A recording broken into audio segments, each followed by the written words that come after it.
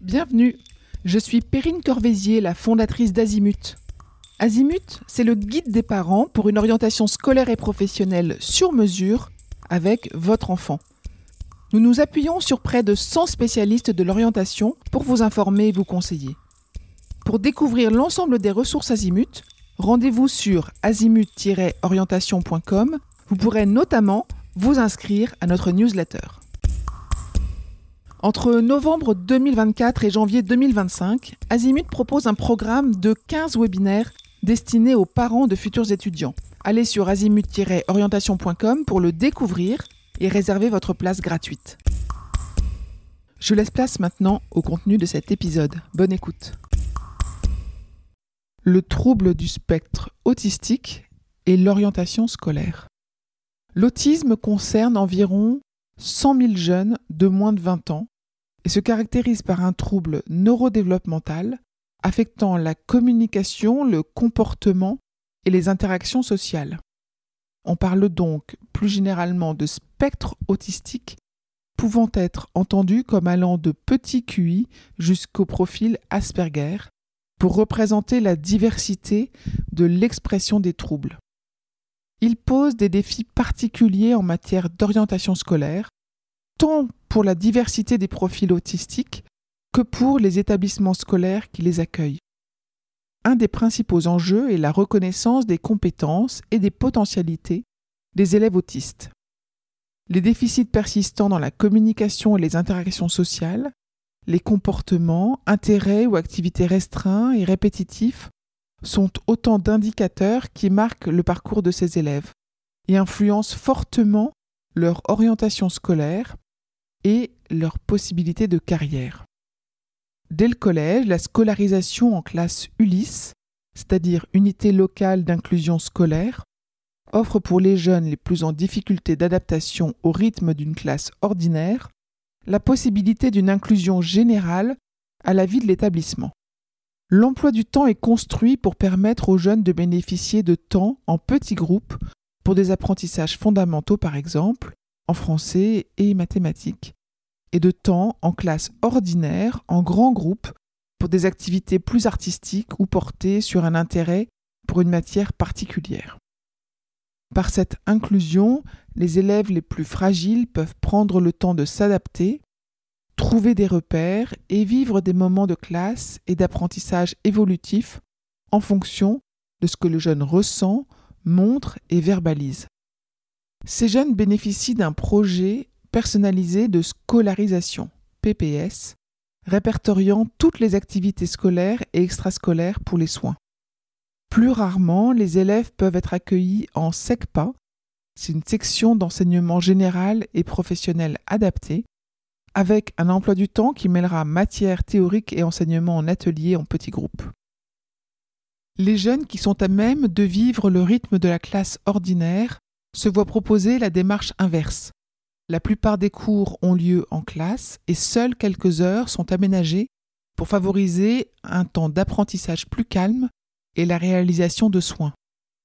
En ce cas, un parcours d'accompagnement personnalisé, PAP, est mis en place afin de répondre aux besoins spécifiques permettant de favoriser la réussite centrée sur les aménagements nécessaires aux apprentissages. L'importance d'un accompagnement spécialisé est donc primordiale. Le travail partenarial entre les professeurs du soin, les enseignants et coordinateurs d'ULIS ou de SECPA et les parents, avec l'appui de la MDPH, la Maison départementale du handicap, permet de construire pas à pas une scolarité la plus adaptée et épanouissante possible. L'orientation au lycée suit les mêmes règles que pour les élèves ordinaires. L'équipe de suivi de scolarisation, ESS, qui se tient au cours de l'année de la classe de 3e, veille à prendre en compte l'évolution du jeune en ciblant ses forces et ses difficultés récurrentes. Intérêts restreints ou répétitifs, difficultés d'adaptation et communication, relation à l'autre. Cette réunion, rassemblant éducateurs, familles, professionnels de santé et membres de la communauté éducative, est essentielle pour envisager une scolarité positive au lycée. Une attention particulière est portée à la construction d'un parcours scolaire ou professionnel qui corresponde aux compétences et intérêts du jeune. le psychologue de l'éducation nationale ou un consultant en orientation scolaire peut aider le jeune à déterminer les domaines d'intérêt professionnel adaptés à ses caractéristiques et marge de progrès. Il est important de cibler le niveau de diplôme adapté aux compétences intellectuelles et sociales du jeune pour le garder dans sa classe d'âge.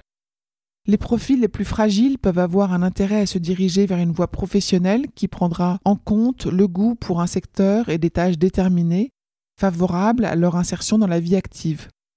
Les profils les plus adaptés à une classe ordinaire pourront choisir entre la voie professionnelle et générale et technologique. La maîtrise de compétences scolaires plus solides pour ce qui concerne les résultats et une meilleure capacité d'adaptation au rythme et intensité attendue au lycée seront gages d'une meilleure réussite. Au lycée, qu'il soit général et technologique ou professionnel, les aménagements mis en œuvre au collège sont reconductibles. En fonction de l'évolution du jeune, le nombre d'heures passées en classe avec les camarades peut être augmenté, favorisant ainsi l'autonomie et l'adaptation nécessaires à la poursuite d'études.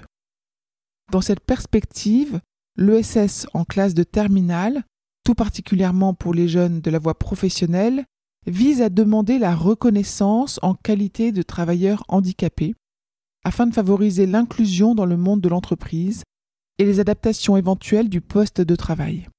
Grâce à cette reconnaissance, les jeunes peuvent profiter d'accompagnements spécialisés par les associations dédiées, la MDPH et France Travail. L'orientation des élèves avec TSA dans l'enseignement supérieur est possible via Parcoursup. Un lien spécifique attaché à chaque vœu formulé permet d'entrer en contact avec l'interlocuteur handicap de l'établissement. Il existe moins d'aménagements à ce niveau de formation. Cependant, les universités s'organisent en proposant un programme nommé ATP Friendly, visant la construction d'un enseignement supérieur inclusif par un accompagnement individualisé pour l'enseignement, l'offre de formation et la vie étudiante en partenariat avec le Crous. En France, depuis la loi de 2005 sur l'égalité des droits et des chances, l'éducation nationale s'est fixée pour objectif de favoriser l'inclusion des élèves en situation de handicap dans le système éducatif général. On estime qu'environ 20% des jeunes autistes sont scolarisés en milieu ordinaire avec des aménagements individualisés. Ne doutons pas que les initiatives locales partout sur le territoire vont contribuer à augmenter ce chiffre.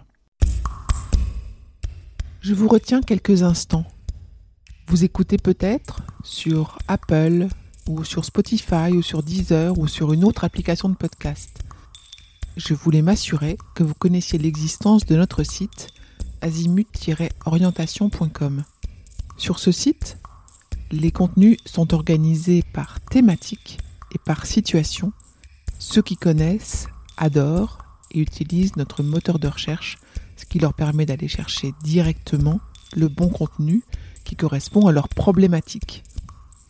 Je vous encourage à vous y connecter et n'oubliez pas de vous inscrire à notre newsletter. Merci de votre fidélité et à bientôt.